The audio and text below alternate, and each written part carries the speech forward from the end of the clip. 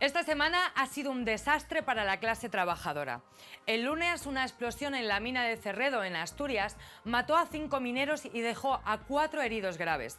2 días después, en Alcorcón, 2 bomberos murieron y varios más resultaron heridos luchando contra un incendio en un garaje subterráneo. Por otro lado, las bajas laborales por ansiedad y depresión se han disparado en los últimos años. Y ya ni hablemos de las personas migrantes sin papeles que trabajan en condiciones aún peores y ni siquiera pueden denunciar nada por miedo a ser expulsadas. Toda esta precariedad no es casualidad, es un sistema que se aprovecha de quienes estamos más desprotegidas, de las que menos tenemos.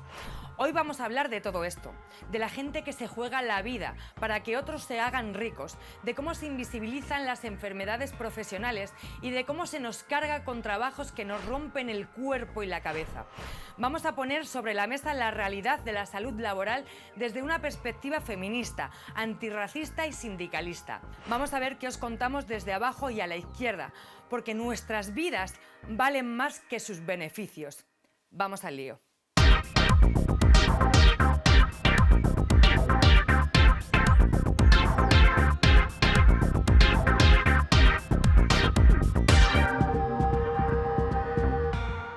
Pues deberían de estar copando con este tema todos los medios. Hoy vamos a hablar de accidentes laborales y de enfermedades profesionales. Y para ello hemos traído al mejor plantel que podríamos traer, como siempre, aquí en Al Lío. Buenas tardes, Ferrandis, ¿cómo estás? Muy buenas tardes. Bueno, qué importante todo lo que estáis haciendo en Valencia, denunciando a Amazon y todo. ¿Te quieres presentar tú? Sí, pues soy Juan Ramón Ferrandis, soy el secretario general de la CGT del País Valencià y Murcia. Muy bien, gracias por venir. Nada, gracias a ti.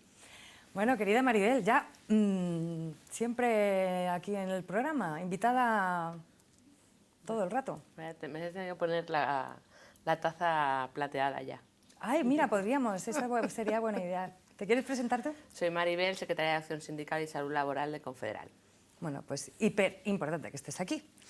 Nati, ¿qué tal? Hola, buenas tardes. De Sevilla, ¿cómo Sí, estás? de Sevilla. ¿Te quieres presentar Bien. tú? Pues mi nombre es Natividad Guerra y vengo de Sevilla, de la CGT de Metro de Sevilla. Muy bien, importante que estés aquí. Sí, gracias a ustedes. Sara Plaza, habitual ya. Sí, yo estoy atornillada. Bueno, aquí. es que eres del programa. Sí. Eres de Al Lío. Me voy con la silla a mi casa. Ah, pues está genial. ¿Y luego te la traes? Sí. Muy importante. Muy bien, pues para hablar de este tema tan importante y tan serio, vamos a ir como siempre con nuestra compañera Cristina Moyano, que nos da un pequeño contexto para empezar a hablar de este tema. Según el Ministerio de Trabajo, durante el año pasado 796 personas perdieron la vida trabajando, lo que representa un aumento del 10,4% en comparación con 2023. Las causas de muerte que más crecieron fueron las relacionadas con riesgos clásicos y prevenibles, como golpes con objetos, ahogamientos en líquidos, atrapamientos, aplastamientos o amputaciones. Estos datos tan alarmantes nos hacen pensar en la salud laboral. ¿Pero qué es? Según el Ministerio de Sanidad, la salud laboral tiene como objetivo conseguir el más alto grado de bienestar físico, psíquico y social de los trabajadores en relación con las características y riesgos derivados del lugar de trabajo y el ambiente laboral. Y llegados a este punto, es importante diferenciar entre accidente laboral y enfermedad laboral, ya que no se tratan de la misma manera. Accidente de trabajo es cualquier lesión corporal que una persona sufre a consecuencia de su trabajo por cuenta ajena. Por otro lado, las enfermedades profesionales son las contraídas debido al trabajo por cuenta ajena y que ya están previamente recogidas en el Real Decreto 1299/2006. Uno de los problemas más importantes a los que se enfrentan las trabajadoras y trabajadores es la ausencia de reconocimiento de las enfermedades profesionales. Un ejemplo claro es lo que sucede con el cáncer de origen laboral. Según apunta UGT, únicamente se han reconocido 49 enfermedades causadas por agentes cancerígenos, 25 causadas por amianto. Esto contrasta con los datos de la Organización Mundial de la Salud, que estima que en nuestro país unas 40.000 personas han muerto por la exposición al amianto y otras 40.000 morirán en las próximas décadas. Y por último, dentro del ámbito laboral, la salud mental sigue sin adquirir la protección que debiera, pese a que las cifras avisan del aumento de bajas por este motivo. Pues nada, liantes, hasta aquí los datos. A ver si nos ponemos las pilas porque esto nos atañe a todas. Os dejo con Silvia. Chao. Bueno, impresionante los datos. O sea, para empezar, yo quería comenzar con uno que me parece fundamental, que es que en el 2024 murieron 796 personas trabajando. Esto es un 10,4 más que el año anterior. Pero los accidentes con bajas solo subieron un 0,5. ¿A qué se debe esto? O sea, ¿por qué pasa esto? Bueno, muchos accidentes con bajas a día de hoy no son asumidos por las mutuas. O sea, la gente directamente se va al médico de cabecera porque las mutuas no lo consideran baja laboral. Eso es la primera. Y la segunda es la cifra es alarmante y tenemos claro que todo lo que se escribe en los decretos a día de hoy no se está aplicando a todas las trabajadoras. ¿Es así, creéis, todo el rato en todas las profesiones? Sí, bueno, yo lo digo por mi empresa, en Metro de Sevilla. Una enfermedad profesional muy común en el trabajo de limpiadora es el síndrome túnel carpiano. Sí. Pues casi todas lo padecemos, porque llevamos casi, la mayoría de las personas que trabajan allí limpiadoras tienen más o menos 15 años en la empresa. Entonces, en 15 años, ese trabajo es un factor común, el síndrome. Entonces, vas a la mutua y cada vez que vas a la mutua te deriva al médico de cabecera, porque dice que eso es o una artritis que tú tenías o artrosis y nunca se hacen responsables de lo que son las enfermedades profesionales, cuando por ley, por derecho nos competen a nosotras. ¿Creéis que, Ferrandis, que es desinformación de las personas que trabajamos o creéis que realmente no es desinformación, sino es a propósito? Bueno, lo primero que quiero decir yo que me parece alarmante una cifra tan alta de casi 800 personas que mueren mientras están desempeñando su trabajo, ¿no? Y luego la correspondencia o no, pues que suba el 10,2% y que solo suba el 0,5%, yo creo que hay estrategias empresariales para ocultar datos también de accidentes o de enfermedades que no llevan a la baja porque las camuflan de alguna manera. Nosotras pensamos que una de las maneras para estar informadas es organizarnos. Y organizarnos, evidentemente, tiene que ser en torno a una organización, en este caso anarcosindicalista como la CGT, puesto que es una garantía de tener información por la parte interesada, que es por la parte de las personas trabajadoras. Momento publicitario, que te afilies y ya está. ¿Qué querías decir, Sara? Bueno, yo quería hacer un apunte. Como apuntaba la compañera, partimos de que hacemos trampas al solitario, porque son las mutuas las que se encargan de declarar un accidente o una enfermedad laboral. Por tanto, si la propia mutua es la que se encarga de establecer el nexo entre lo que ha sucedido y que sea origen laboral, pues evidentemente no lo van a hacer. Y luego, este incremento en la siniestralidad laboral me gustaría también relacionarlo con un incremento en la edad de jubilación, porque cada vez nos jubilamos más mayores y tenemos más riesgos de sufrir accidentes en el trabajo. Y es que entre 2019 y 2024 ya hay más de 500.000 personas de más de 50 años ocupando puestos de alta incidencia de siniestralidad. Quiere decir que los trabajos de alta siniestralidad se están envejeciendo. El trabajo en general te envejece y te enferma. O sea, yo no paro de venir. O sea, yo estoy en casa con mis amigas y vienen llorando todos los días. Es muy fuerte. Cada una se dedica a una cosa diferente. Hombre. Y vienen llorando del curro. Yo lo digo por mis compañeras de trabajo en Metro de Sevilla. La media de edad que tenemos casi todas es de 40 y pico de años a 60. Tenemos una persona ya con 60 años trabajando y tiene un montón de enfermedades, de fibromialgia, artrosis, reuma, pero como no se puede jubilar hasta los 67 años, pues nada, pues ahí está aguanta. a base de baja porque cada vez que le duele algo, no puede trabajar, no se puede levantar de la cama, pues va al médico de cabecera, le da la baja, pierde mucho dinero, porque claro, cada vez constantemente que te estás dando de baja, la nómina baja, claro. Entonces, tiene que estar así. Y no puede tener una jubilación normal y coherente a su edad, porque una limpiadora con 65 años trabajando en un metro de Sevilla, estamos hablando de que allí tenemos unos trabajos bastante duros, físicamente, me quiero referir, porque no estamos limpiando oficinas, ni sillitas, ni nada de eso. Allí limpiamos las estaciones de metro. Entonces, eso conlleva las paredes, lleva lo que son las escaleras mecánicas, que te puedes caer también a partir de una cierta edad, porque te puedes tener un accidente. Y la verdad, la gente también limpiando con un mayor de gente, porque Metro de Sevilla cada vez constantemente está creciendo más de usuarios, cada vez hay más usuarios. Y la verdad, no entiendo por qué esto debe de ser así cuando hay personas que deberían de jubilarla a partir de una cierta edad, depende del trabajo que tienen también, porque cada trabajo no conlleva el mismo desgaste físico uno que otro, porque uno que está en un banco... Coeficientes reductores, se llama así. Porque uno Me lo he que está aprendido, ¿eh? Claro, sí, porque uno que está en un banco pues no tiene la misma desgaste físico que tiene una limpiadora, por ejemplo. Casi que ya me han dado el carnet de sindicalista, pero quería preguntaros una cosa, porque todas habláis de precariedad, pero todas habéis nombrado las mutuas. ¿Qué pasa con qué papel importante juegan las mutuas en todos estos accidentes laborales, en toda esta enfermedades? ¿Quién queráis? ¿No os peleéis? Bueno, no solo en accidentes, o sea, las mutuas juegan un papel importante tanto en accidentes como a la hora de prevenirlos. Y te pongo un ejemplo muy claro. Compañeras embarazadas o en lactancia que piden el riesgo, la prestación por riesgo, la mutua se la deniegan y tienen que llegar a un juicio para poder percibir esa prestación. Durante ese tiempo te coges la baja por enfermedad común o sigues trabajando en riesgo, con lo cual ya no solo es el simple hecho ya del papel que tengan en el accidente en sí, sino también en la prevención, porque también está en manos de ellas las prestaciones de prevención.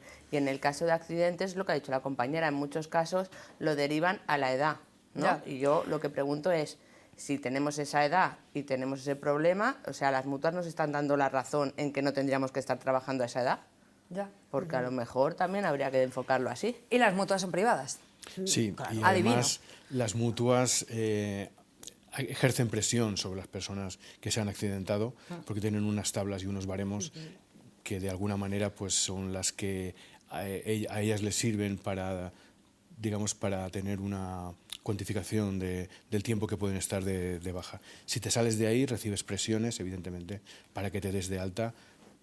Y bueno, A la persona trabajadora que está de baja. Y luego Por parte de la mutua. también Efectivamente. es importante añadir a otro sujeto que interviene en estos procesos, que ya no es un agente privado, sino que es un agente público, que es el Instituto Nacional de la Seguridad Social, el INS, por el cual limpiadora que pasa, limpiadora que recibe un no a la relación entre su enfermedad y su estado laboral. El Instituto Nacional de la Seguridad Social da de alta de manera automática a trabajadoras que no pueden ni levantarse. Hay una cerrazón a Hablas de reconocer... la seguridad social. Hay una cerrazón a reconocer las enfermedades laborales, especialmente las enfermedades laborales que afectan a las mujeres, porque hay que decir una cosa, y es que si bien es cierto que los datos de accidentes laborales son mayores entre los hombres, los datos de enfermedades laborales son mayores entre las mujeres. Y estamos hablando de unas enfermedades laborales que están reconocidas en un Real Decreto. ¿Cuántas hay que no están reconocidas? ¿Cuántas hay que deberían reconocerse? Y es especialmente sangrante lo que ocurre en el sector servicios y en el sector de la limpieza. Hasta 2018 no estaban reconocidas enfermedades como el codo de tenista, por ejemplo, El manguito o rotador. el manguito rotator. ¿Qué es eso? El manguito rotador es un tendón que tenemos aquí en el hombro, que eso es típico de los movimientos repetitivos a causa de la limpieza.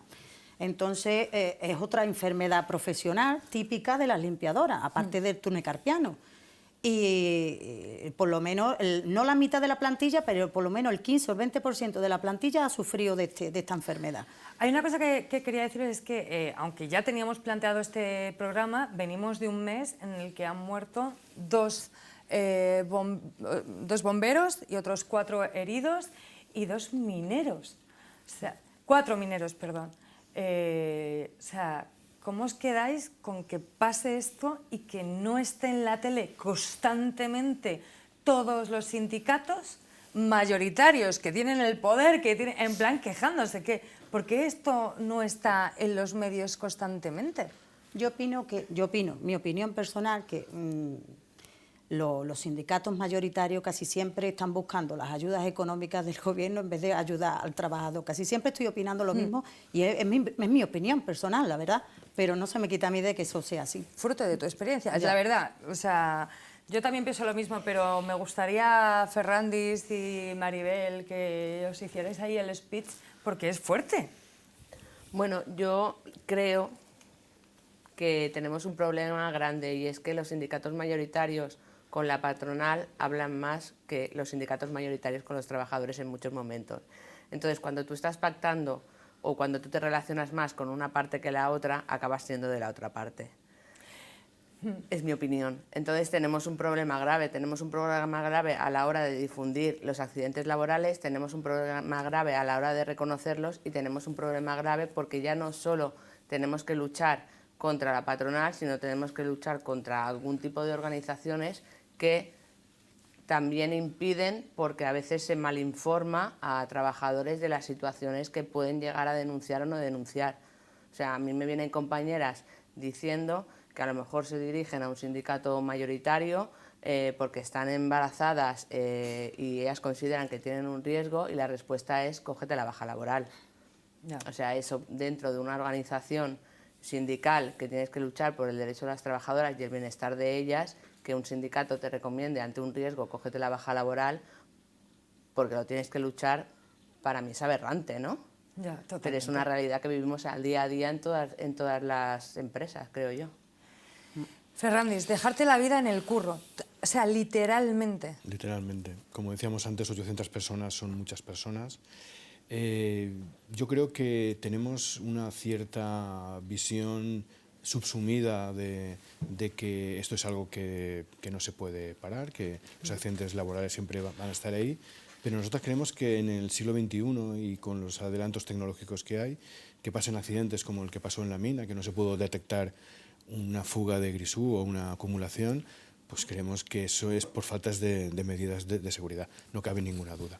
Por tanto, es tarea de la representación sindical, normalmente de los sindicatos mayoritarios, pero también en menor medida los sindicatos alternativos, que tenemos que estar ahí también exigiendo tanto a la patronal como al gobierno, pero también a los sindicatos mayoritarios que hagan lo que realmente tienen que hacer. Estoy de acuerdo con Maribel de que muchas veces cuando hablas con una parte más que con la otra, al final te haces más afín a la otra parte. Por tanto, yo creo que es parte del problema, en este caso, la visión de los sindicatos mayoritarios. ¿Y qué papel jugamos nosotros como sindicalismo combativo en denunciar todo esto?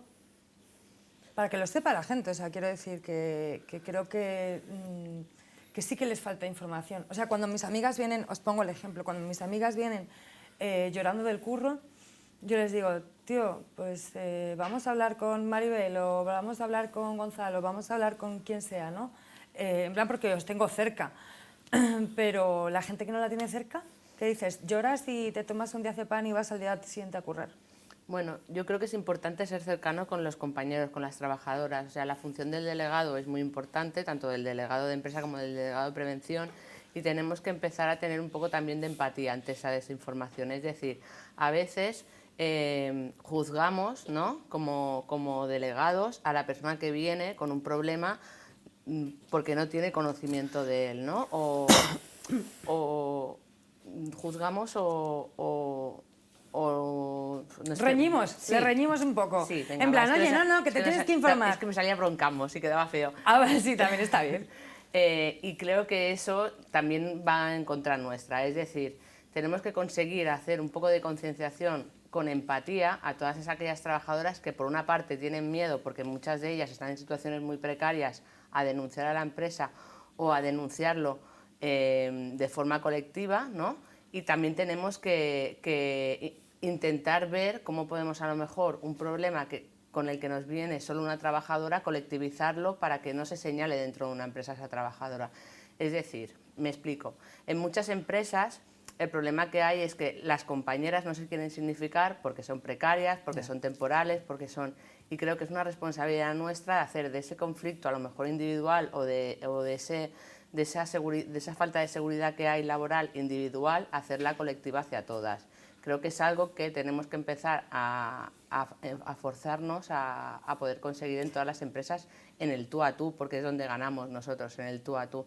No tenemos los medios de comunicación a nuestro favor, porque los medios de comunicación sabemos quién salen, podemos llenar nosotros manifestaciones, pero siempre salen las mismas banderas, pero sí que en el tú a tú las compañeras siempre ganamos. Totalmente. Yo recuerdo una compañera en el Sindicato Andaluz de Trabajadores, que es de donde yo estaba, del campo, que yo estaba en la aceituna, y yo le decía, yo no la quiero decir porque yo me da mucho miedo. Y me decía, Silvia, pero si ya no tienes nada, lo has perdido todo, ¿qué vas más a perder? La vida. O sea, ríñele, o sea, como... Y eso me hizo mucho despertar, ¿no? ¿Cómo se cubre esto en los medios? Sara Plaza, tú que eres periodista. Mira, yo creo que hay una visión sesgada de lo que es la salud laboral. Es importante que aparezcan los medios cuando hay un accidente en una mina.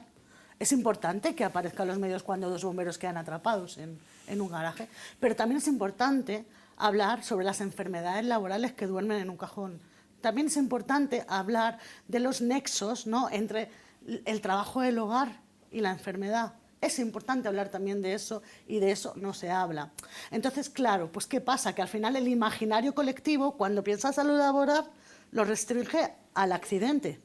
Pero es que es un concepto muchísimo más amplio. Y ahora mismo nos estamos enfrentando a una auténtica epidemia, que es la salud mental. La salud mental en el curro. Lo vamos a tocar después, sí. Creo, tócalo, bueno, haz lo que sí. quieras. Ahora que quieras, Sara Plaza, este programa es tuyo también, venga. La salud mental está empeorando de una manera gigantesca. Sin embargo, de manera, digamos, ordinaria, tanto los médicos de cabecera como las mutuas consideran que la salud laboral no es una contingencia laboral. O sea, perdón, que la salud mental no es una contingencia laboral. Es decir, que nuestros problemas, o sea, si estamos mal mentalmente, nuestra salud mental es por cosas que no tienen nada que ver con el trabajo, que tienen que ver con nuestras cargas familiares, que tienen que ver con el ritmo de la vida, pero que no está relacionado con los trabajos que realizamos. Eso no es verdad. Claro. Claro que no es verdad. Pero es que si tú no explicas que el trabajo puede afectar a muchísimos más ámbitos de tu vida que no solo a romperte una pierna, pues ese es el resultado que tenemos. ¿Qué haríais vosotros para que mis amigas dejan de venir? Estoy llorando del curro. No lo estoy personalizando, es que creo que hay mucha gente así. O sea, ¿qué ha pasado en los últimos años? De repente, en plan, sí, tenemos una jornada de 8 horas con un descanso, no sé qué, pero hay trabajos muy precarios en el que nos autoexigimos mucho, de repente el capitalismo ha triunfado y nosotras somos las... ¡Ay, qué currar! ¿O qué ha pasado? Vosotras, como expertas sindicalistas de clase, anarcosindicalistas, a ver. Bueno, yo a tus amigas les diría que para quitarse esa frustración lo que tienen que hacer es organizarse. Ya lo he dicho antes, no voy a repetirme evidentemente, pero creo que es una manera de expresarte también. O sea, esa frustración que te llevas a casa y que al final acaba pagándolo cualquier amiga entre lloros, pues al final tienes que responder a la clase empresarial, a tu empresa, a tu jefe o a tu jefa. Y la única manera es rebelarte. Unas veces podrás rebelarte por tus condiciones laborales, en otras estarás bajo la espada de Damocles del posible despido o de las represalias, pero para eso hay una organización, como en este caso podría ser la CGT u otras, no voy ahora a volver a hacer. CGT. Y al final, pues eso le puede dar una respuesta que a ti te satisfaga y que de alguna manera pues te pueda quitar esa presión y esa frustración. Yo quería hacer un inciso porque, relativo a las enfermedades profesionales.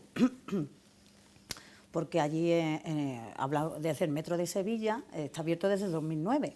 Sí. Entonces, los trenes, pero el sistema de frenado de los trenes era un agente cancerígeno, que es el polvo de sílice. Te iba a preguntar ahora por eso, mira. Sí, el agente del polvo sílice Está perfecto cristalino. que lo cuentes. Lleva el metro pues sobre unos 15 años con ese polvo, actuando con ese agente cancerígeno que ese está en el ambiente. El metro cada vez que pasa suelta el aire y ese polvo se va colando en todos los recovecos de la estación. Esa misma arena de las vías hay que quitarlas. Entonces, los trabajadores de limpieza se han llevado más de 15 años trabajando sin ningún tipo de EPI ni mascarilla, respirando ese polvo. Entonces, claro, sabemos que eso es una enfermedad profesional, pero que no sale de hoy a mañana. Esa enfermedad puede durar dentro de tu cuerpo y puede tener una lactancia de unos 15 a 20 años. Wow. Entonces, claro, te puedes ir de la empresa, te puedes dar de baja, la empresa puede desaparecer, muchísimas cosas. Entonces, claro, ¿quién se hace responsable de ese seguimiento de la salud? Porque es que esa enfermedad puede salir o no puede salir, pero tenemos muchas papeletas de que nos toque. Porque es que respirando hasta el 2000 hasta 2024 no se pusieron algunos tipos de EPI para estas personas, porque claro, fue una denuncia que pusimos a la Inspección de Trabajo.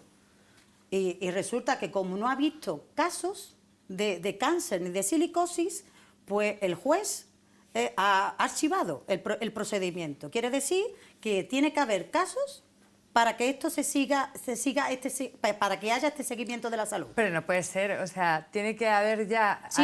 Gente con, Sí, cáncer con cáncer, para que se siga el Sí, caso. Sí, sí. Bueno, y que tendría que ser al revés. Primero tendría que haber un seguimiento Y para una poder prevención. descubrir casos, porque si no hay el seguimiento no descubren los casos. Claro. Claro, y hay una dilación muy importante entre el momento de exposición y el momento en el que aflora la enfermedad. No, no, estoy flipando. Que es una ¿Y- situación muy parecida a las personas afectadas por el amianto. Sí, igual, es silicosis. ¿Y dónde está la prevención aquí?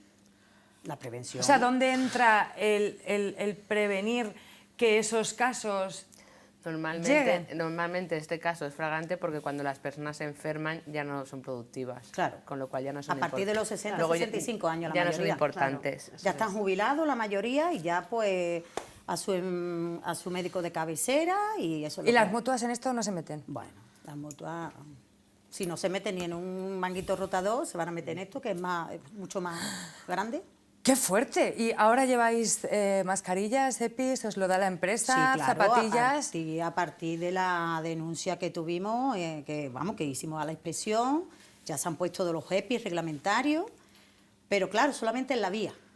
Las compañeras que estamos de día trabajando, pues no tenemos calzado, porque nos dan un calzado, es feo que lo diga, pero es que es el más barato y eso, la mayoría de las personas tienen problemas en los pies, ¿Puedo a hacer- causa de los zapatos tan malos de plástico que nos ponen. Comprarles unas sketches ya. Perdón. Yo misma personalmente me he tenido que comprar unas Skechers que me han costado 90 euros. Y la empresa Eso es lo mejor. me llamó por teléfono, mi supervisora, diciendo que qué número de zapato tenía. Pero todavía no he visto yo el zapato, ni lo veré.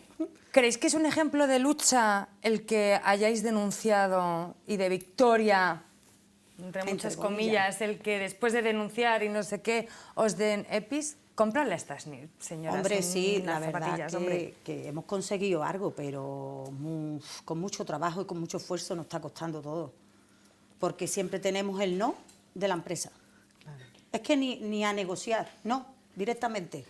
Es que tenemos que ir constantemente a inspección de trabajo. A lo más mínimo, cualquier cosa que pidamos, a inspección de trabajo. ¿A quién pertenece Ilunion? A la ONCE. Anda. Es una empresa nacional que tiene hoteles, ¿A la ONCE? tiene de todo, sí, es una empresa muy bonita de nombre, pero claro, lo que realmente es lo que nadie ve lo que se vive dentro de la ONCE. Hombre, a alguien que vende lotería y ¿cómo se llama? Cupones y todo eso, no es muy bonito que digamos. No, ya, pero la ONCE es más Broma, que es eso. broma. Ya, sí, sí, lo sé, lo sé. Entonces la ONCE tiene muchas subcontratas.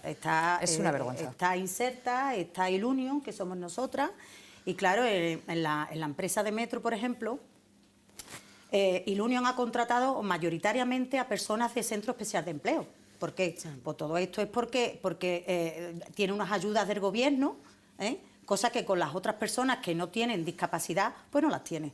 Entonces, las que llevan en el metro 14 y 15 años trabajando, tienen contratos precarios de 4 y de 5 horas, cuando también hemos denunciado eso, de que primero se le tiene que dar esas horas que hacen falta a esas personas trabajadoras que llevan allí 15 años, antes que a las nuevas que contratan de centros de especial de empleo directamente con 9 horas la empresa. No lo vemos justo, hemos ido a inspección, lo hemos denunciado, pero ahí estamos, seguimos luchando y sin cansarnos, porque es que no nos podemos cansar. La precariedad causa accidentes Sí, laborales. hombre, Esto claro. es así y ya está, ¿no? Sí. Quiero ir a Ferrandis, porque es que yo me emocioné mucho cuando vi la noticia de que CGT había denunciado a Amazon. Esto a mí, bueno, no. Es que me parece de orgullo que flipas y quería preguntarte por esto y que nos lo contaras bien, porque además sigo, cuando vengo a Madrid a grabar, sigo pasando por la pista de Silla y nadie sabe que después de, ¿cuánto ha pasado? 5 meses. 5 meses se siguen viendo visiblemente todo lo que pasó. O sea, hay un cartel en la pista de silla, cada vez que lo veo lloro, porque sigue el barro hasta el cartel donde está, hasta donde llegó el agua. Sí, bueno, pues en CGT la verdad es que muchas de las personas que estamos en CGT, y que estamos en este caso tanto en la Federación Local de Valencia como en el País Valencià, fuimos afectadas de manera directa, y los primeros momentos pues fue un poco de shock también, ¿no? Lo que pasa es que tuvimos la capacidad de reaccionar relativamente rápido, y no solamente haciendo cuadrillas para ir a sacar barro y ya gestionando la ayuda directa que llevábamos a las zonas afectadas, sino que al mismo tiempo y de manera paralela creíamos que era conveniente ya dirimir cuáles eran las responsabilidades, sobre todo de las personas responsables dentro del Consell. Pusimos a disposición de la Fiscalía, en este caso, todos los datos que se habían dado, que era cronológicamente lo que habían pasado en esas horas, y de alguna manera pues creemos que fuimos la primera organización en la que lo hizo. Ahora ya hay 7 entre demandas y querellas, 2 querellas, otra también que es de la FETAP, en este caso también de la CGT, y que de alguna manera están llevando de cabeza, en este caso, al Consell. La jueza de Catarroja creemos que es una persona responsable y que está llevando, en este caso, la instrucción muy bien.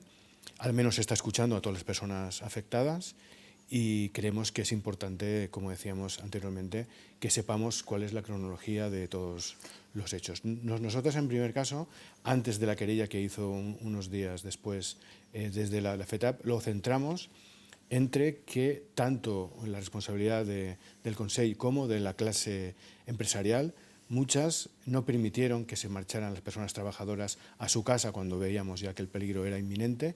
Incluso cuando las dejaron marchar fue dejarlas prácticamente al pie de los caballos en la carretera.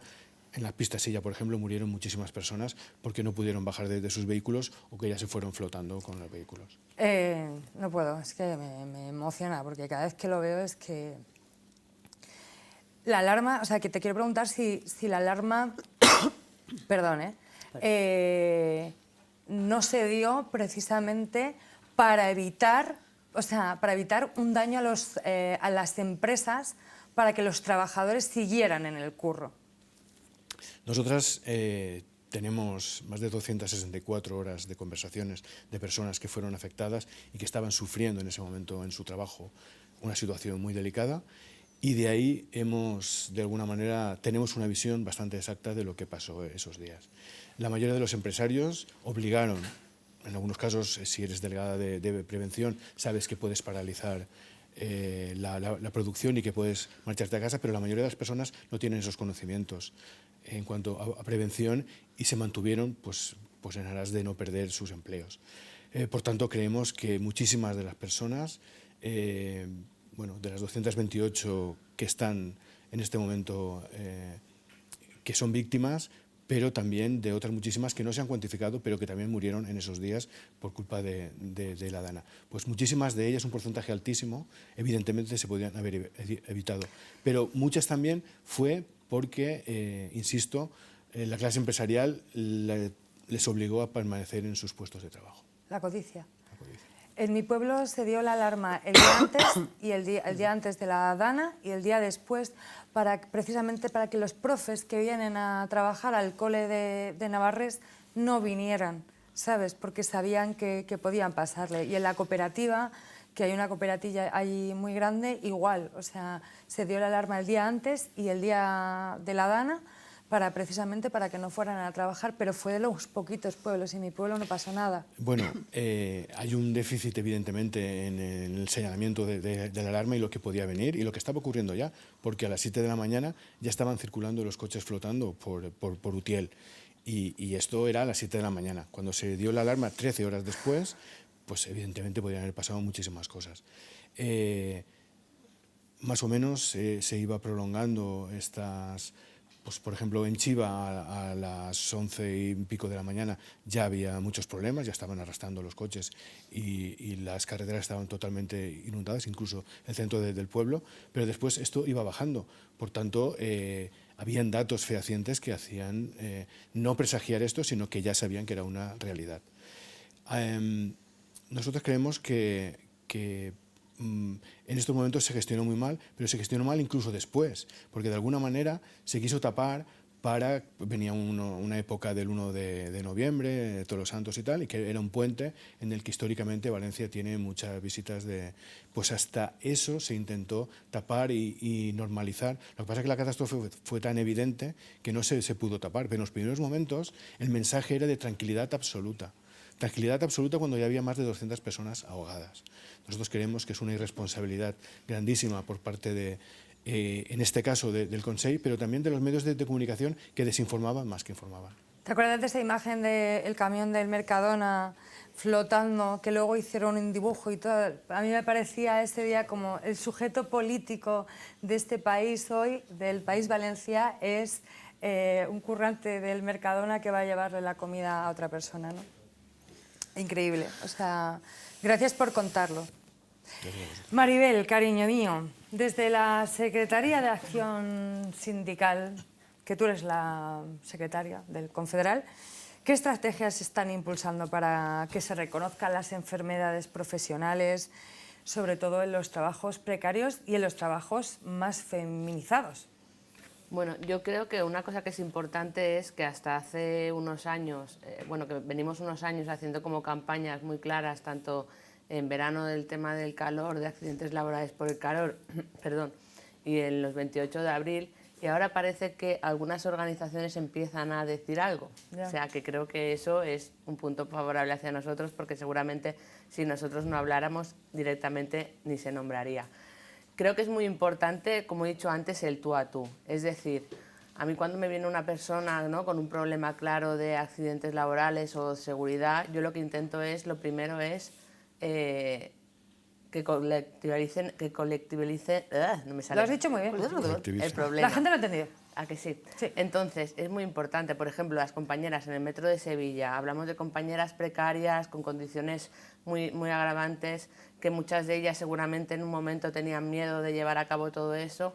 ¿Qué hicieron? Colectivizaron el problema y han tirado adelante. Es muy importante hacer ver, ¿no? O sea, desde una secretaría tú no puedes decirle a la gente lo que tienes que hacer es ayudar a esa gente cuando viene con un problema.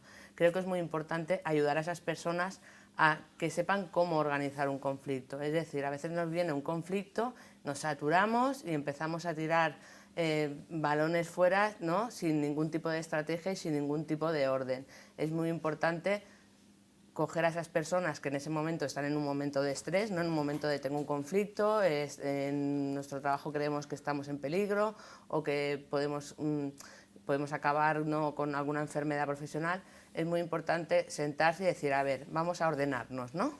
Aunque parezca que no haces nada, el ordenarse es muy importante, es decir, vamos a recoger pruebas, vamos a hacer escritos, queremos respuestas de la empresa, ¿no? Todo eso que a veces llegamos a un juicio y no tenemos, es muy importante tenerlo previamente. Y a veces entre el desastre, entre los nervios, entre la presión de la empresa de que no te quiere contestar o que no sabes cómo dirigirte a ella, muchas veces llegamos a perder juicios porque no tenemos todo lo que es, ¿no?, la documentación recogida, documentación que seguramente con una estrategia clara es fácil de recoger.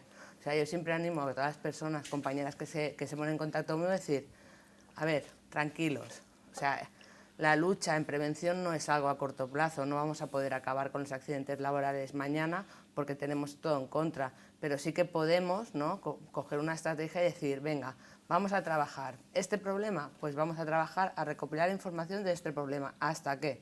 Hasta que lleguemos, ¿no?, a conseguir demostrar que esto es así y que un juez nos dé la razón. No porque el juez nos dé la razón, ¿no?, sino porque por lucharla. Es la única manera de que la empresa nos haga caso. Y por lucharla, ¿no? Ahí está. Vamos a hacer una cosa, vamos a irnos con nuestra compañera Cristina Moyano, como siempre, fichaje estrella, a la calle, a ver qué nos dice la gente sobre los accidentes laborales y sobre todo esto de las bajas, las mutuas y todo esto. Hola liantes, hoy hemos salido a la calle para preguntar sobre un tema del que directamente no se habla, accidentes laborales. Veamos qué opina la gente. ¿Cuántas personas diría usted que mueren al año en su puesto de trabajo? Muchísimas, yo creo que son muchísimas. No sé, 20, quizá a lo mejor un 4%, un 5% puede ser. 200 o así. 646. 646. Madre mía. 3.000 personas, 4.000. Pongamos unas 500, en torno a 500. ¿200? No sé, 20, 30. ¿Como 100? ¿Y alguna vez usted ha sufrido, ha visto o conoce a alguien que haya tenido un accidente laboral? Un cuñado mío, sí, le aprisionó un montacargas. Estaba soldando, se puso en marcha y le aprisionó contra el techo. Sé de gente, nunca lo he visto, una murió, sobre todo en industrias, fábricas. Yo he sido repartidor, entonces me he caído varias veces de la moto y cosas así. ¿Y la empresa cómo ha respondido más o menos? Lo más importante en una empresa de hostelería que es muy famosa aquí en España de comida rápida, su único propósito fue, por favor, rellena esto para que luego si resulta que te has roto algo, cualquier cosa, no tengamos nosotros problemas, sigue trabajando, completa el día de hoy y nada, no se preocupa ni lo más mínimo por tu salud, la verdad. Yo cuando estaba trabajando en una empresa de electricidad, uno de los trabajadores tuvo un accidente laboral. En este caso por falta de prevención del propio trabajador. Vengo de Castellón y allí hay como toda la industria esta de petardos y hay bastantes accidentes, bastante gente sin dedos por ahí. Conocí a mi abuelo que era minero, tuvo un accidente laboral que lo dejó tullido. El padre de una amiga que falleció en su puesto de trabajo por unas máquinas. Por ejemplo, en mi trabajo algunas veces somos atacadas por clientes y ahorita una compañera presentó golpes. Mi tío hace poco se cortó la mitad de la primera falange y se lo tuvieron ahí que... ¿Y sabe usted lo que es una enfermedad laboral? Claro, es una enfermedad ocasionada o originada con motivo del trabajo. Me imagino que una enfermedad mental o física que ha sido producida por el estrés o por condiciones físicas del trabajo. No tengo ni idea, la verdad. Algo que se contrae en el trabajo, ¿no? Porque siempre se ha hablado de los mineros, la sigricosis y todas estas historias y poco más. Por sobrepeso que hago, porque trabajo en una residencia y el día de mañana tienes tu espalda destrozada. Ahora la gente se estresa y rápidamente. Y luego yo creo que hay mucha gente que está de baja y tampoco eso está muy controlado. Y cuando hay un accidente laboral, ¿usted de quién piensa que es la culpa? ¿De la sociedad, del gobierno, de las empresas? A ver, por un lado de las empresas, porque son las que tienen que proveer al trabajador de las medidas de protección, y por otro lado los trabajadores muchas veces no tienen ni la formación, también porque no se las da la empresa, ni la información sobre los riesgos que hay en el puesto de trabajo. Pues depende, es un poco un conjunto de todo, yo creo. Es culpa de todo el mundo, de todos los que están implicados en ese puesto de trabajo. De las empresas. Yo también opino que de las empresas. Yo diría que igual es un compendio de todo, tanto la empresa y lo dispuesta que está a invertir dinero en la seguridad de sus trabajadores, como la del gobierno, de implementar también ciertas legislaciones y la sociedad en general por condenarlo o no condenarlo. Pienso que de la empresa porque tiene que leccionar bien cómo tienen que trabajar y tienen que trabajar con unas condiciones. Luego habrá gente que a lo mejor se salte un poco las normas. Y el gobierno, por supuesto, que controla lo que le da la gana. Siempre que hay accidentes con víctimas mortales laborales, el gobierno dice que hay que tomar medidas. ¿Por qué piensa usted que las empresas no toman esas medidas antes de que sucedan los accidentes? Bueno, porque yo creo que muchas veces a las empresas no se les dan los medios o la información necesaria. Es decir, el gobierno legisla, como hace con todo, pero luego no provee los medios para llevarlo a cabo. Es decir, si una obra no se cumplen las medidas de seguridad, ¿por qué no se paraliza la obra? Y vamos a hablar de que muchísimas obras públicas, que está el gobierno como contratista o las administraciones, las empresas que contratan o subcontratan no están cumpliendo las medidas de prevención. Se hace muchas veces un control solamente de lo que es el papel. Tú presentas la documentación y luego no se mira en obra si eso realmente es o no es así. No hay un ánimo real de hacer las cosas bien. Tienen que pasar las cosas, tienen que ocurrir los accidentes para que las personas tomen como que la precaución. No sé, quizá voy a sonar demasiado anarcosindicalista o algo así. Creo que es más un factor educacional, que la gente pueda llegar a comprender que las personas movemos el mundo y que no puede ser un factor cuantificable, sino un factor primario. Corrupción y los protegen el gobierno y el pueblo, como siempre, amolado. Pues bueno, liantes, estas son las respuestas que hemos obtenido. Os dejo que debatáis sobre el tema. Chao.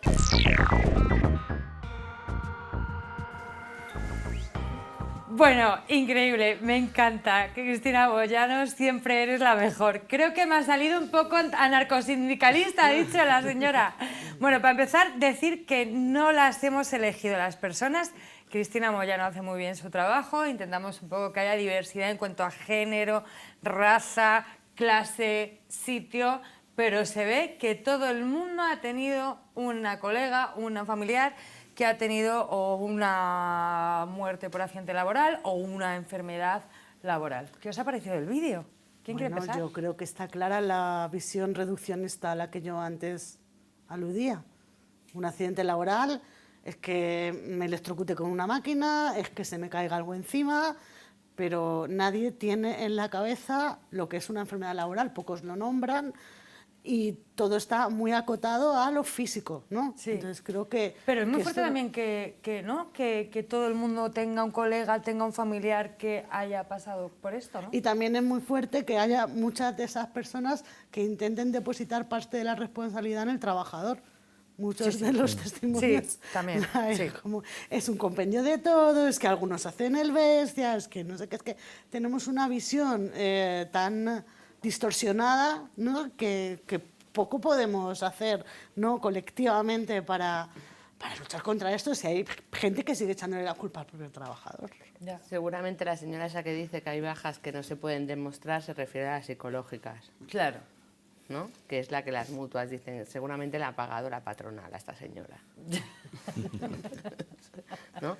Pero, o sea, que una persona no se rompa una pierna, como dice la compañera, y esté de baja, no significa que esté engañando de que está mal.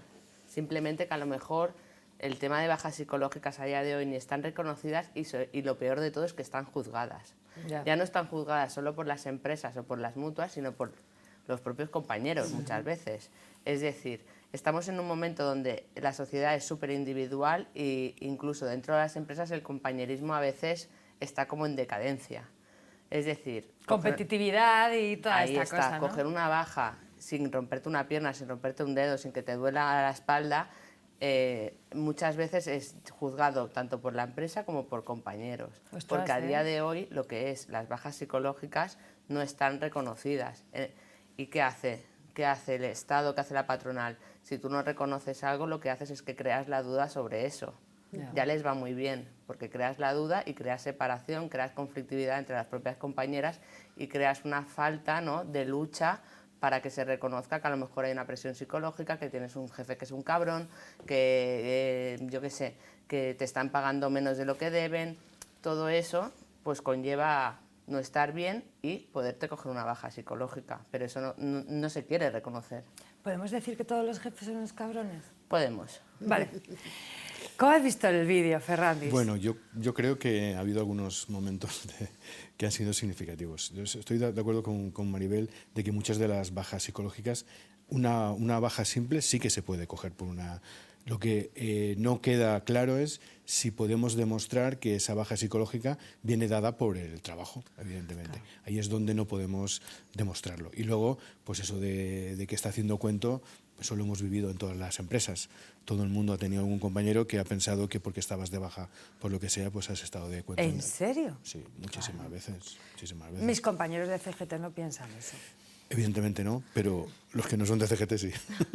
Y creo que es importante explicar, ¿no?, que a lo mejor no nos has explicado, que hay un matiz económico, ¿no? O sea, cuando uno ve reconocida su accidente, su enfermedad como laboral, tienen derecho a cobrar más, tienen derecho a cobrar el 100%. Entonces, claro, cuando te la da la mutua. Claro. Sí. No cobras el no sé cuánto por ciento. Cuando es un accidente que está demostrado que es en el horario de trabajo o in itinerant yendo o viniendo del trabajo, es difícil que la empresa no reconozca que ha sido en el trabajo porque es algo físico. Y hay una diferencia muy significativa. Por tanto, la empresa intenta que no sea así. Y luego hay otra cosa que pactan las empresas con los comités, es que se paga el 100% en una baja que no sea laboral también. Y la gente dice, ah, mira, pues qué bien, qué guay es mi empresa. Claro. No es guay. Es que hay acuerdos europeos... ¡Que se han luchado! Que si tú no tienes tantas bajas laborales, te dan subvenciones. Entonces, claro, hostia. Ellos hacen el cálculo. ¿Qué me sale más a cuenta? ¡Qué perverso, tío! Son perversos. ¿Qué me sale más a cuenta? ¿Pagarles a estos o que me den la subvención y ponerme como empresa top? ¡Qué perversión! Asumir sus posibles bajas para no tener un índice de siniestralidad pues que esté por encima de lo... Y recibir las ayudas.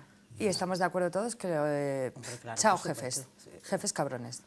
Yo en mi caso tengo la jefe de servicio. Sé que le ha hecho llorar más de una compañera. por el estrés, porque los lunes, casi todos los lunes viene un inspector de la Junta de Andalucía, una estación grande que normalmente para tenerla medio limpia, sobre unas 4 horas. Sobre 4 horas una persona, y en 2 horas quiere que una estación grande la tenga entera limpia, en 2 horas. Imposible. Y claro, le mete un estrés constante a la compañera, mandándole mensajes en el móvil de la empresa, y tienes que limpiar esto, y tienes que limpiar aquello, y tienes que limpiar esto, es que no me da tiempo, no doy abasto, es que lo tienes que hacer, es que va a llegar el inspector, es que y se ha tenido que ir a la calle a llorar porque la ha agobiado de tal manera. Eso lo he vivido yo en mi trabajo, claro, y con compañeras. Esto, Maribel, es denunciable, y también te digo una cosa, vamos a tener que volver a echar maldiciones. Aquí o sea, le digo, todos. la arrastren por un cañal recién segado, a ver si le llega. Hombre, si llora un trabajador, tiene que llorar un empresario. Ostras, ¿esto es denunciable o qué? Hombre, yo creo que sí, ¿no? El problema es que el empresario llora bien poco. Llora casi siempre más el trabajador que el empresario, porque al empresario le ponen multas económicas, y para él, pues dinero, pues, tienen bastante, pues lo pagan. Sí, le duele, pero... Esto es lo que decía de mis amigas que vienen llorando, de toda esta cosa de estrés y salud, o sea, como salud mental, ¿no? O sea, sigue sin tomarse en serio esto. En el 2023, perdón, hubo casi 600.000 bajas por trastornos mentales. O sea, un 15,8% más que el año anterior. ¿Cómo se puede enfrentar esto desde el sindicalismo, desde el feminismo, desde el antirracismo? O sea, ¿qué hacemos con esto? Claro, y es que el problema es que esas bajas no están reconocidas como origen laboral. Y es ahí donde vamos, es ahí donde hay que incidir. Gente, el trabajo da estrés. Lo que tenemos que empezar a concienciar es que no podemos juzgar al de al lado. Es decir, cada uno tiene una manera de percibir las cosas y cada uno tiene una manera de percibir las situaciones. A mí puede haber una situación que no me estrese, pero puede haber una compañera que sí que le estrese, y yo no puedo juzgar su estrés. ¿A qué te refieres? ¿Entre compañeras? Claro, es un sentimiento. Claro. ¿Qué hacen normalmente los cargos intermedios, los jefes? Mira qué floja. ¿En serio? Claro. ¿Y qué hace el otro? Es que yo no soy flojo, ¿sabes? Entonces, lo primero que tenemos que hacer es empezar a concienciar que el estrés cada uno lo vive a su manera y cada uno lo siente a su manera. Eso es lo primero. Y lo segundo que tenemos que tener claro es que en el momento que tú te sientas presionada, lo tienes que informar. ¿Y a quién le informas? O sea, no te lo tienes a tu jefe, un correíto. Entiendo que la carga de trabajo sobrepasa el ritmo que puedo llevar y creo que tendríamos que hacer una evaluación de riesgos. Y ya queda registrado. El problema es que es lo que normalmente lo tiene que significar una persona, y esa persona no lo va a hacer. La mejor manera, ¿Cómo? o sea, que ese estrés individual lo tiene que demostrar, o sea, los tiene que demostrar médicamente o lo que sea, ¿no? Bueno, no, o la persona lo tiene que decir individualmente, y esa persona le da miedo. Vale. O sea, la mejor vacuna es organizarse sindicalmente, está claro. Y abolir el trabajo. Me gustaría hacer una puntualización, sí, por lo que estaba diciendo antes Nati. El acoso laboral existe de los jefes y de nuestras compañeras y compañeros. Pero tenemos una herramienta también, tenemos que dotarnos de las herramientas para poder demostrar que eso ocurre. Quizá el primer día nos pille de improviso y no podamos, pero si eso se produce de una manera reiterada, pues bueno, o con personas que estén atentas también a cuando ocurren estas cosas para tenerlas de testigo, o incluso dotándonos de mecanismos para poder probar que eso es así. Y quizá es una estrategia también. Lo que pasa es que las personas que están acosadas normalmente no son capaces de utilizar y reaccionar de esta manera, ¿no? Pero para eso hay personas pues, que sí que están preparadas en teoría para parar estos acosos. O sea, grabar conversaciones. Por ejemplo. Hay que decírselo a la gente. Y hay que abolir el trabajo, ¿sí o no? También. Efectivamente. Yo siempre estoy en plan, venga, vamos a volver a esto, ¿no? Conjuntamente, en plan, renta garantizada para todo el mundo. Un día hacemos un programa sobre esto, ¿no? Renta básica, sí. Renta básica para todo el mundo y sin trabajar. Sí, ya miro a la gente que está por aquí y cada vez que miro allí, sí. A ver, vamos a vender CGT, pero vamos a vender CGT por una cuestión seria, y es que, ¿qué herramientas tenemos los sindicatos combativos para poder enfrentarnos a todas estas situaciones? Porque de verdad pienso que digo lo de mis amigas, pero en general mi entorno, ¿vale?, no tiene mucha idea de que es un sindicato, como que se ha quedado una imagen a la juventud de 39, que son los que tengo yo para abajo, como que es una cosa, como un sindicato es algo, es que no sé cómo decirlo. Retro. Anacrónico. Antiguo, pasa de moda, tal, y joder, desde que estoy aquí currando y sé las cosas y empiezo como a informarme más, digo, tío, no, o sea, claro que sí, afíliate, ¿sabes? Entonces, ¿qué herramientas tenemos en CGT para esto? ¿O qué herramientas tiene? Bueno, yo qué sé. ¿Queréis no hacer merchan de nuestra marca? No Bueno, sé. yo creo que un punto clave de la CGT es que solemos colectivizar los conflictos. O sea, es esencial. Normalmente otras organizaciones lo que hacen es, te arreglo tu caso individual, ¿no?, y yo te lo arreglo a ti, pero a lo mejor siguen 40 personas sufriéndolo, pero yo te lo arreglo a ti. Y así yo ya tengo un voto asegurado, ¿no? Normalmente trabajan así. En CGT normalmente la mayoría de personas lo que hacen es colectivizar el conflicto. Tú me vienes con un conflicto y yo muchas veces no informo al jefe de quién es la persona que me está diciendo el conflicto. Digo, ya, este conflicto, arréglalo. Ah, pero dime el nombre. No, arréglalo. Que a lo mejor en vez de arreglárselo a una conseguimos que se lo arreglen a 30. Muy bien. ¿No? O sea, creo que es uno de los puntos claves de cómo nos organizamos y cómo luchamos, y lo que tenemos que transmitir también a la gente joven que empieza en el ámbito laboral. La gente joven que empieza en el ámbito laboral está sumida en una sociedad totalmente individualista, de una pantalla que su atención es de minuto, minuto y medio, y todo el resto no importa. Eso es como se está educando a día de hoy a la gente joven. El decir que lo que le pasa al de al lado también importa porque te puede pasar a ti, creo que es muy importante y es un trabajo que tenemos que hacer a diario. Tía, es que creo que es muy importante. O sea, mi compañera, la que el otro día vino llorando, que es totalmente en serio, ¿vale? O sea, decía cosas así de, joder, es que llevo muy poco tiempo en el mundo laboral, es mucho más jovencita que yo, y yo no sé muy bien qué hacer porque no quiero que me despidan, porque, ¿sabes? O sea, como preocupada y es importante que sepan este tipo de cosas, ¿no? Para defender a estas personas, que muchas veces no pueden significarse, para eso están las secciones sindicales y están los sindicatos, y hay personas preparadas para hacerlo de una manera anónima y atacar directamente donde está el problema. Y sobre todo, como dice Maribel, colectivizar. Pero yo creo que tenemos una tarea pendiente también, y es romper ese estigma que tienen sobre los sindicatos. Nosotras como sindicato combativo estamos pagando también los desmanes que han hecho los sindicatos mayoritarios durante mucho tiempo. Me encanta desmanes, que valenciano. Y esa mala prensa nosotras también la estamos sufriendo. Por tanto, tenemos que hacer un borrón y cuenta nueva. Tenemos que decir que no somos como los demás, que estamos haciendo las cosas de manera diferente, y esa manera diferente dista mucho de cómo se hace de manera institucional. Los sindicatos, en este caso institucionales, creemos que están más a favor de la patronal que de los trabajadores. Y eso se demuestra día a día. Cuando la clase trabajadora tiene dónde elegir, normalmente no elige a los sindicatos mayoritarios. Lo que pasa es que por su capacidad económica y de llegar a todas las empresas, muchas veces no existe una alternativa y tienen que ir a morir a comisiones y a UGT. ¿Puedo decir una cosa?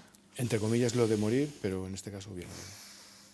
Comisiones no es de izquierdas. Dejarlo ya, en serio. Nati, ¿tú qué piensas? Yo pienso que compañeros lleva toda la razón, la verdad. Yo desde que entré en CGT he visto mucha unión por parte de todos, y cuando hemos tenido concentraciones y todo esto, las compañeras, claro, siempre el miedo existe, ¿no? Pero nos han apoyado todas las empresas, todos los sectores que están dentro de la CGT, compañeros del SAS, compañeros de otros servicios, del sector del metal, de todo. Han venido a apoyarnos. Tenemos mucha unión y mucho apoyo, gracias a Dios, de estas personas. Yo veo, lo que más me gusta de CGT es la unión que hay entre ellos.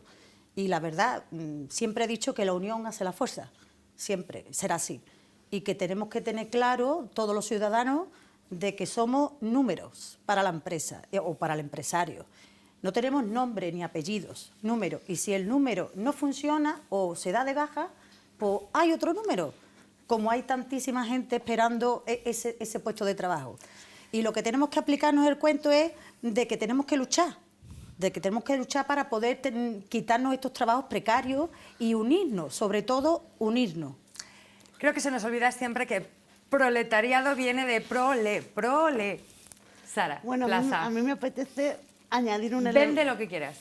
Añadir un elemento que no hemos hablado de él, pero que lo que está sucediendo con respecto a los accidentes y las enfermedades laborales tiene también mucho que ver con la racialización y con los puestos más peligrosos son copados principalmente por personas migrantes. Lo he contado en la intro cuando hemos empezado el programa. Son contados por personas migrantes que en muchas ocasiones, y esto tenemos que ser conscientes de ello, no se sienten representadas por ningún sindicato. O sea, esto tenemos que ser conscientes de ello. Y también que están dando lecciones de autoorganización. Como el sindicato de banqueteros, etc. O las trabajadoras de hogar a través de territorio doméstico, por ejemplo, o las Kellys. Creo que ahí también tenemos que mirar, ¿no? Hay que mirar cómo se han autoorganizado y cómo las trabajadoras de hogar han conseguido tener un real decreto de riesgos laborales que hasta hace poco trabajaban sin ello, hasta hace apenas un año.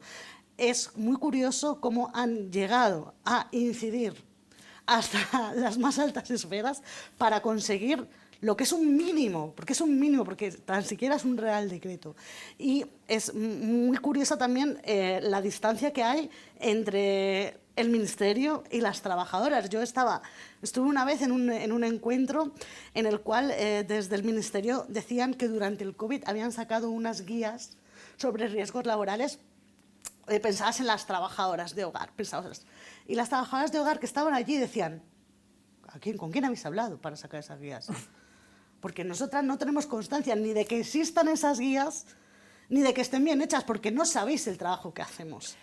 Entonces creo que es importante. Increíble. Yo me quedo esta tarde, con que nos organicemos. Bueno, si alguien quiere decir algo más que lo diga. Que nos organicemos.